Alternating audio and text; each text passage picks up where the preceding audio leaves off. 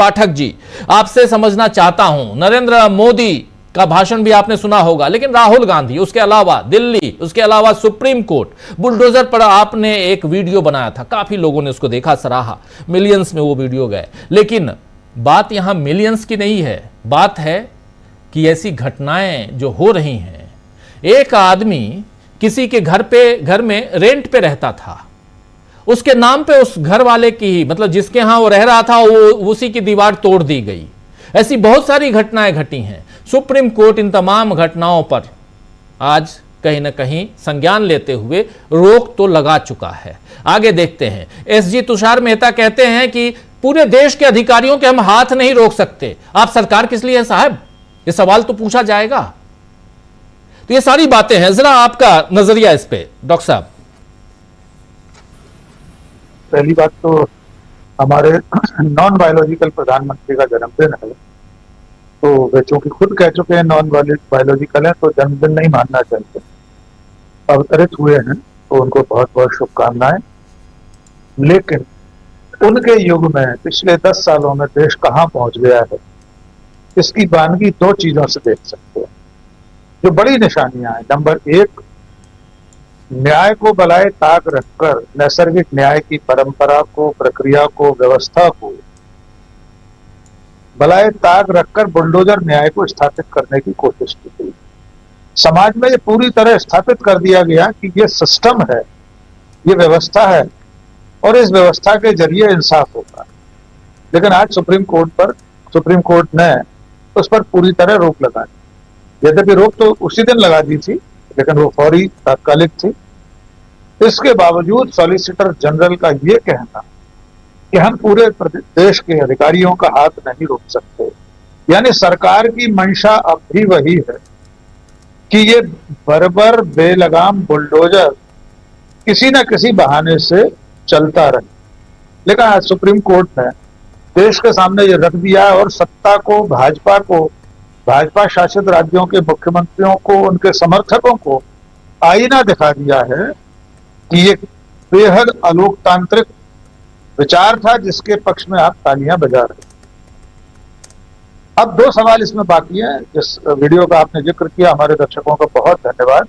उसके बाद भी हम और आपने एक वीडियो बनाया था जिसमें ये सवाल पूछे थे कि अब तक बेजा तरीके से कानून को तोड़कर जिन लोगों के घर तोड़े गए, क्या उन्हें मुआवजा मिलेगा।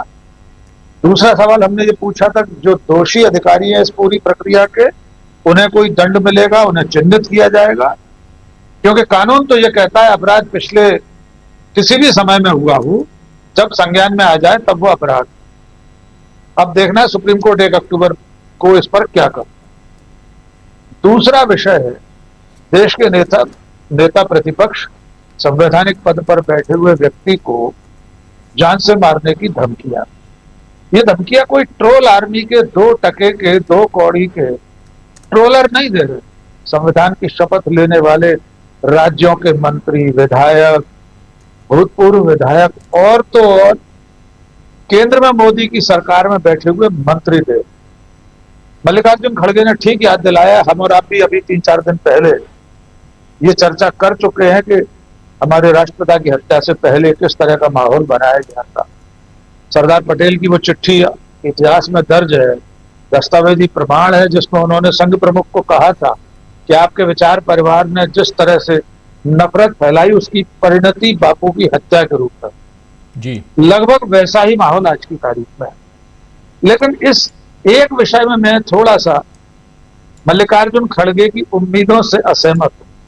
अगर वे ये उम्मीद कर रहे हैं कि प्रधानमंत्री माननीय नरेंद्र मोदी इस पूरी प्रक्रिया को, इस तरह के घृणित अभियान को रोकेंगे, इस पर अंकुश लगाएंगे, तो वे बबूल पर गुलाबे गुल ढूंढ रहे हैं।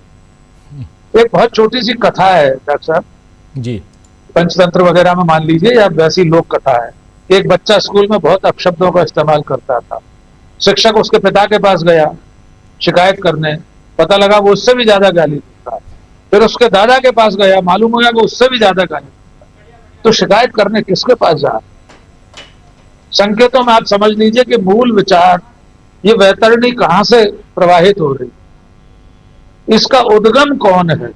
और अगर हम ये सोच रहे हैं कि वे इस पूरे अभियान को रोकेंगे तो 10 साल पहले रोक सकते थे। उनके सामने 10-11 साल से किस तरह से झूठ और नफरत फैलाई जा रही है, नेहरू जी को लेकर, गांधी जी को लेकर, उनका पूरा विचार परिवार ये करता है। उन्होंने अब तक कभी एक भी भाषण में एक बार भी ये नहीं कहा कि ये सब बर्दाश्त नहीं होगा। तो हम आज भी ये उम्मीद करें कि वे रोकेंगे रवनीत सिंह बिट्टू को, जो उनके मंत्रिमंडल में कायदे से तो कानूनन मुकदमा अब तक दर्ज हो जाना चाहिए था इन लोगों के खिलाफ। डॉक्टर साहब, प्रदेश की राजधानी भोपाल में प्रदेश कांग्रेस अध्यक्ष और पूरी कांग्रेस को थाने में घंटों जमीन पर बैठकर धरना देना पड़ रहा है कि इन लोगों पर मुकदमा दर्ज किया जाए, FIR दर्ज की जाए। पुलिस मुकदमा दर्ज करने को तैयार है। यही धमकी अगर किसी ने जीभ काटने की धमकी या नंबर 1 टेररिस्ट नरेंद्र मोदी या अमित शाह को कहा होता किसी कांग्रेस नेता ने, हम और या आपने, तो हम अभी सलाखों में होते।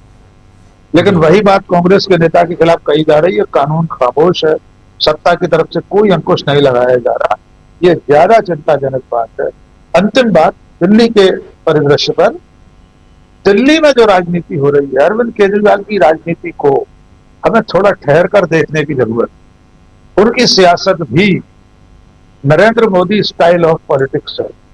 वे उतने ही तरीके के प्रपंच करना जानते हैं जितने तरीके नरेंद्र मोदी जानते हैं। फिलहाल उन्होंने एक महिला को आगे बढ़ाया, मुख्यमंत्री बनाया है। उनके सामने अब जो असली चुनौती है वो ये है कि अपने ऊपर लगे हुए भारतीय जनता पार्टी के बी टीम के ठप्पे को कैसे मिटाएं। और इसकी अग्नि परीक्षा भी हरियाणा में हो जाएगी। फिर दिल्ली का विधानसभा चुनाव भी आने वाला है। क्या वे विधानसभा भंग करा पाते हैं? क्या नवंबर में महाराष्ट्र के साथ चुनाव करा पाते हैं? इसकी भी परीक्षा होना बाकी। और अगले कल के परसों के दिन से वे अपने राजनीतिक उद्बोधनों में क्या कहते हैं ये गौर करना बेहद जरूरी है। हम देखेंगे कि जेल से बाहर निकलने के बाद उन्होंने इंडिया गठबंधन का नाम नहीं लिया, इंडिया गठबंधन के साथियों का नाम नहीं लिया। राहुल गांधी चंद रोज पहले तक उनके साथ थे, साथ खड़े थे। अरविंद केजरीवाल ने उन्हें थैंक यू वेरी मच नहीं कहा। तो उनकी राजनीति को थोड़ा सा ठहर कर देखने की जरूरत है।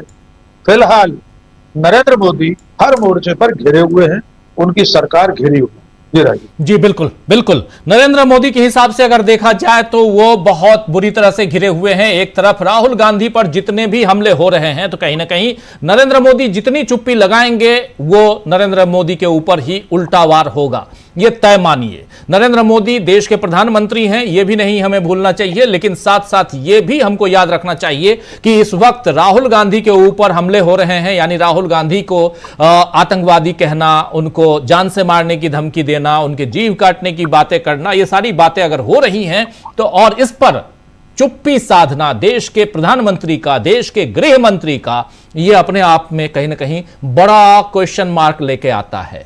दूसरी तरफ आप देख रहे हैं कि एक बुलडोजर की जो राजनीति चल रही थी, उस राजनीति पर आज सुप्रीम कोर्ट की 2 जजों की पीठ ने जो आज विराम, फुल स्टॉप अभी ना कहें इसलिए क्योंकि 1 अक्टूबर को फिर से इस पर सुनवाई है, लेकिन अभी तक 1 अक्टूबर तक के लिए जो सुप्रीम कोर्ट ने किया है, जो कहा है, ये बहुत इंपॉर्टेंट है, ये होना भी चाहिए। आप कौन सी राजनीति कर रहे हैं और कौन सा न्याय दिलाने की कोशिश